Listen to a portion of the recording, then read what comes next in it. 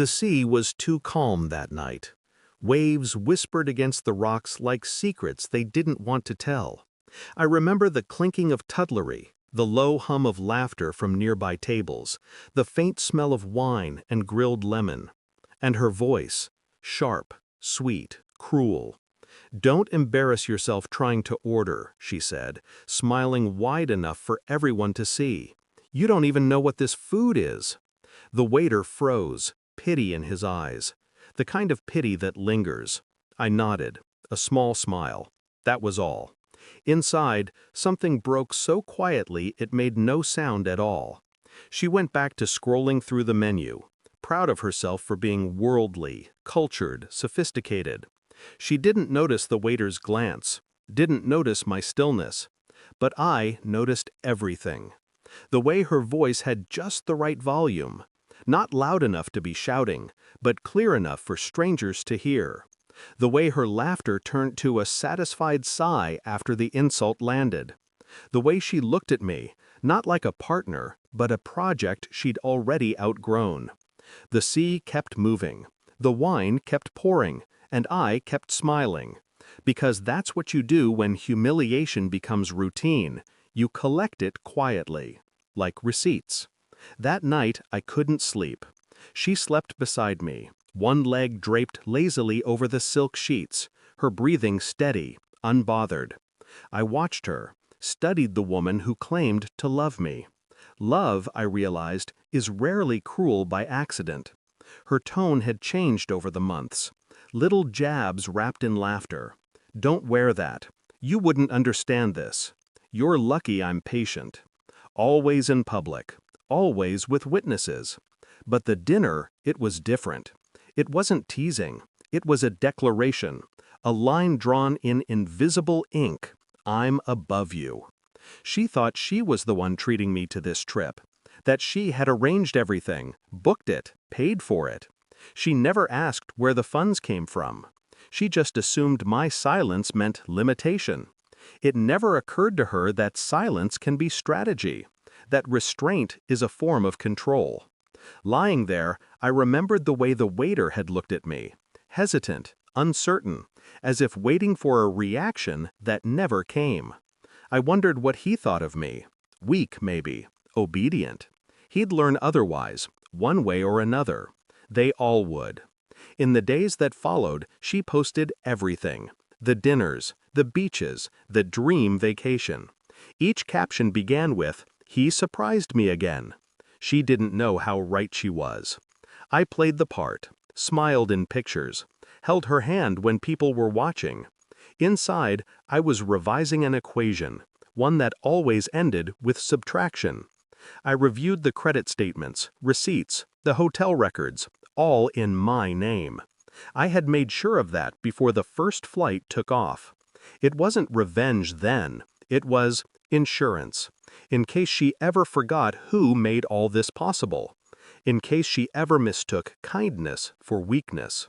By the second week, I noticed her distance. The messages she answered too quickly, the ones she didn't let me see. A laugh at the edge of a phone call she said was just work. A name she didn't explain twice. I didn't confront her, I observed. Every lie has a rhythm, and once you hear it, you can't unhear it. At the airport, she took a call and walked away to check the gate. I followed her reflection in the glass, smiling softly, her tone changing, her body language warmer than I'd seen in months. Then she ended the call, saw me watching, and smiled like nothing happened. I smiled back, because I already knew the ending. 3 weeks later, the bills began to arrive. The villa, the flights, the Michelin dinners. Each one neatly printed, each charged by me. She opened them while sipping her morning coffee, confusion blooming into disbelief. "What is this?" she asked, voice rising. "These are your statements." "Yes." "Why are you being charged? I paid for everything."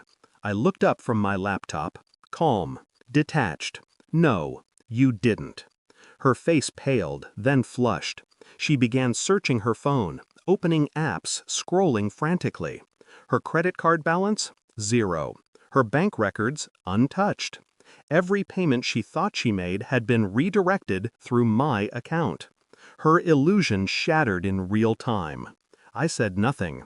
I just slid one last envelope across the table. My travel ledger. Every detail meticulously logged. Destinations, prices, her name listed under guest. She looked at me then, not as a man to belittle, but as something unfamiliar, something she didn't quite understand. And that frightened her.